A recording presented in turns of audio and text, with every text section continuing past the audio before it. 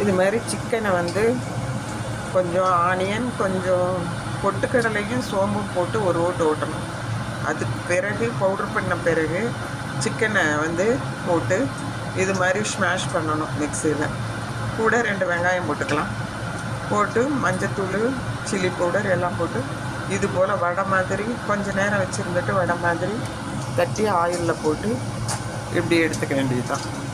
எடுத்துகிட்டு இப்போ நம்ம அரேஞ்ச் பண்ண போகிறோம் இது மாதிரி பர்கர்.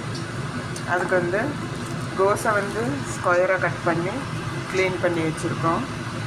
சீஸ் ஸ்லைஸ் ஒன்று வச்சுருக்கோம். அப்புறம் இது வைக்கிறோம். வச்சுட்டு ஆனியன் இது மாதிரி தக்காளி எல்லாம் வச்சுட்டோம்.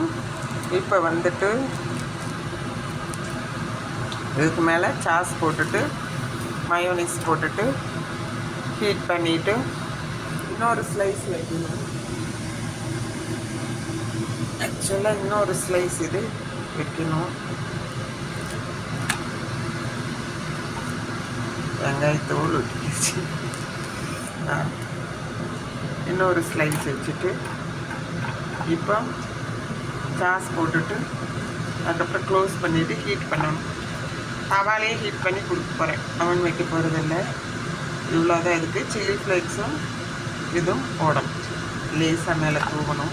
ஹர்ப்ஸ் இருக்குது, அதுவும் தூவி எப்படி பீஸாவுக்கு தூவுறோமோ அதே மாதிரி தூவி அதுக்கப்புறம் அப்படியே சர்வ் பண்ண முடியும். காமிக்கிறேன் மறுபடியும்.